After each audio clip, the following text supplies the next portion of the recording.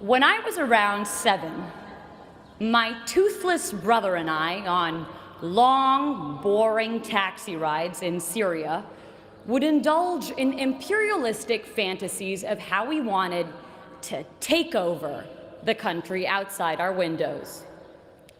My parents would quickly crush these imperial conquests by warning, "Shh, you'll get taken by Secret Service if they hear you." The walls everywhere, we were told, could hear our revolutionary ideas and would send us to prison.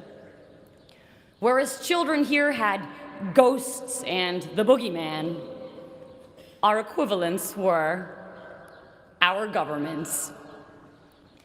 Fast forward to 2010.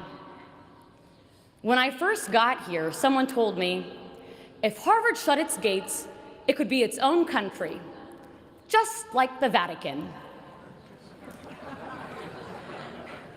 As I've walked through this place every day for the past 4 years, I was struck by how true this idea was. I saw it everywhere. The Harvard Nation. I saw it in the big and obvious things. We had our own version of the Statue of Liberty, the John Harvard statue, our own embassies, the Harvard clubs of Boston and London, a tax collection agency, the Harvard Alumni Association, and an endowment larger than more than half the world's countries' GDPs. We also had our own diplomatic passports. Nowhere did I see this more clearly than at US Immigration at Boston Logan Airport. Whenever they saw I was coming from the Middle East, "What were you doing there? Why are you here? Why did God make you from the Middle East?"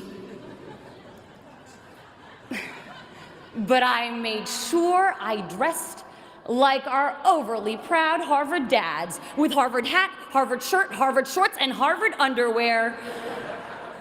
And as soon as they saw I was a citizen of Harvard, "Oh, you go to Harvard? Surely you must not be a national security threat. Welcome to America."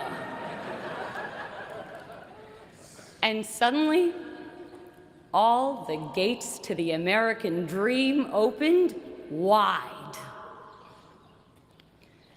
I saw it everywhere, this Harvard Nation, but I saw it not just in the hard structures, but more importantly, in its invisible institutions, the invisible scaffolds around and undergirding the hard institutions. I saw it in the quarreling columns of the Crimson newspaper, its kung fu fights of ideas and lively student debates, with the potency to propel policy changes by the next morning's print. I saw it in our cluttered bulletin boards. A trivial detail, these cluttered boards that often slip notice. But where some saw papers, I saw passions, purpose, creativity. I saw a heartbeat of civic community's vivacity.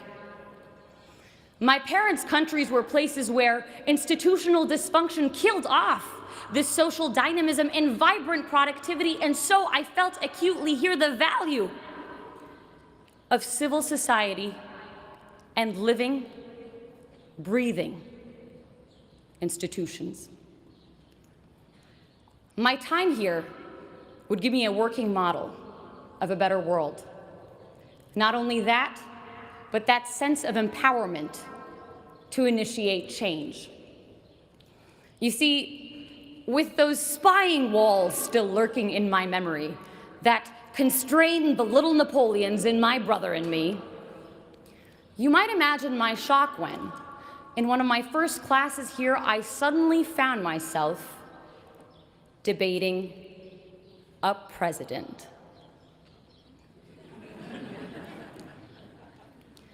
So it's the 1990s. Our negotiations class professor set the stage. A war is about to break out between Ecuador and Peru. How will you stop it? I raised my hand to respond. Wait, Professor Shapiro stopped me. Tell the president what to do.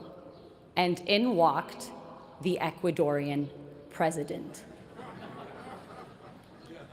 In bringing the president to me, in having me speak to and question a shaper of history and experience the value he saw in my view, Harvard would make me feel I too could be him. I too had the power to shape history and not just be passively shaped by it.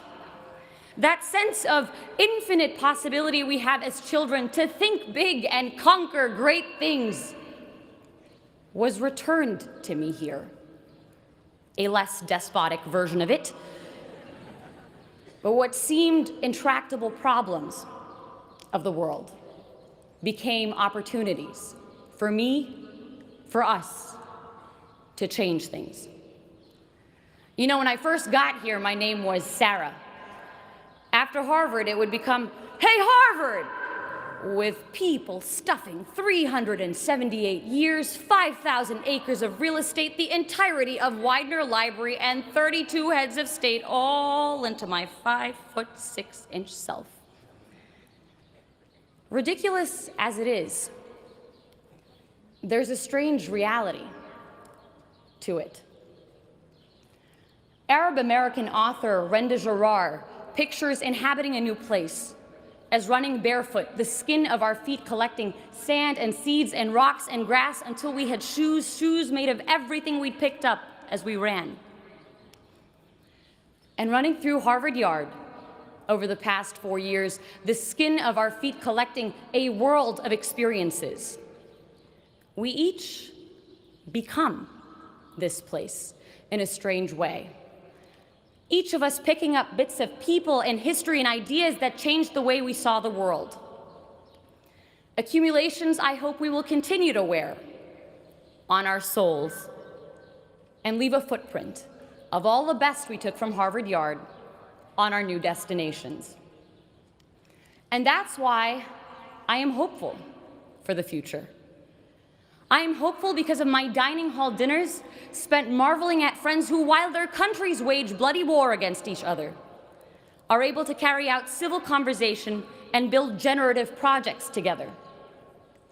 I am hopeful because of the founding mothers and founding fathers of revolutionary ideas like these being launched into the world, who will make of its institutions, its constitutions, its hospitals, its art houses, something better. We hear a lot in the news about an Arab Spring. This graduation is sending 6,000 revolutions into the world, and the 6,000 revolutions graduating as part of the class of 2014. If we take those revolutions, those great ideas sparked behind Chipotle burritos and Starbucks coffee cups in our version of Tahrir Square, Harvard Square, out with us into the real world, into the real Tahrir Squares, and make something of them. Revolutions not in arms, but in minds, more powerful and permanent and pervasive. For this isn't a Ukrainian revolution or an Arab Spring, but a global revolution. This is the Harvard Spring of 2014. This is the Harvard Spring.